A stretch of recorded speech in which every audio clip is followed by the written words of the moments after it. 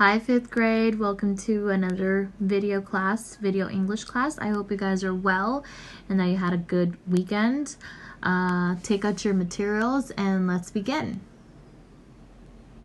Alright, so if you have your materials with you before we head to the book, I want to talk a little bit about what you have in your screens. If you see over there, what do we have?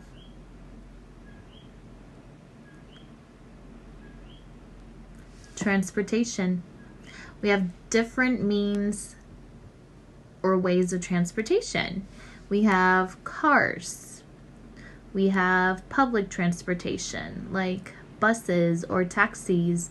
We have airplanes if you want to travel to another country. We have trains and we have boats or cruises. All right, so there are different means of transportations, and with that in mind, let's grab our books. All right, so with all that in mind about transportation, let's take out our book, our textbook, and open it on page 168. Page 168. Remember, this is a video. You can pause, grab your stuff, hit play when you get back. We're going to be working with pages 168 and 179. Well, among those pages. So, anyways, open on page 168. Alright, so now that you're with me on page 168, the title of our chapter is, as you can see, transportation. And if you look over there, we have what would be one of the first cars, I'm guessing. Let's see. The first great road trip. Whoa, let's see if I can show you.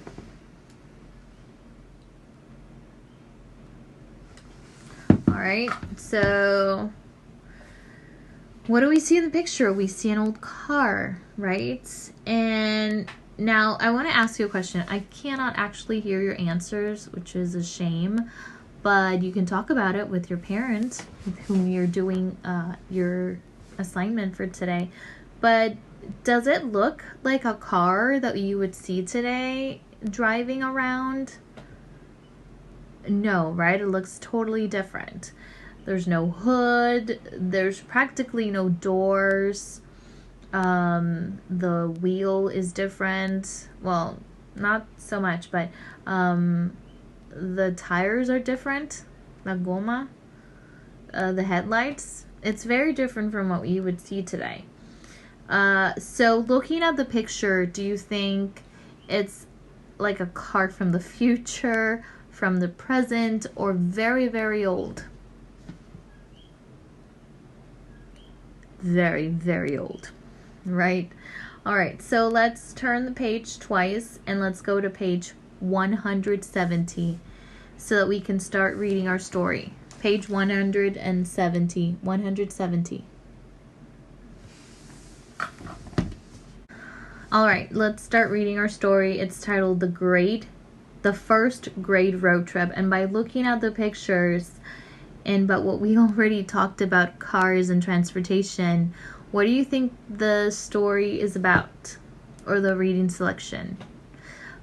I'm thinking it's more like sort of related to a real story. Maybe like a story about a person. It was written by Noelle Yaney Child, and the photo selection is by Mónica Delgado de Patrucco. So let's start reading. Follow the reading with me, or if you want to read it yourself, you can pause the video, and then at some point of the video I'll go back and do the exercises, the reading comprehension exercises with you. Let's start. On May 19, 1903, a fateful argument broke out in San Francisco, California. Several men claimed that automobiles were just a passing fad. So, los carros son algo nuevo, pero eso va a pasar. Eso no va a durar, por favor. Horseless carriages were too unreliable to be useful. If you have seen this in history books in the past, before cars, people used to ride around in carriages led by horses. So, los carruajes eran antes guiados con caballos. So, una idea de un carro, un automóvil, era como que, por favor, that's not gonna last. Let's continue. Drivers spent more time making roadside repairs than they spent behind the steering wheel. Besides, the men argued only roads were smooth enough for car travel. A wealthy young auto enthusiast from Vermont disagreed. His name was Dr. Horatio Nelson Jackson. Jackson argued that a car could cross the continent. The man laughed. Someone bet $50 that no one could drive to New York City in less than 3 months. Jackson jumped at the challenge, declaring that he would make the trip himself. Jackson gave himself just a few days to get ready. He hired a skilled auto mechanic named Sewell K. Crocker to be his co-driver. Crocker worked in a nearby gasoline engine factory. He knew cars from the inside out. Crocker advised Jackson to buy a car made by the Winton Motor Carriage Company.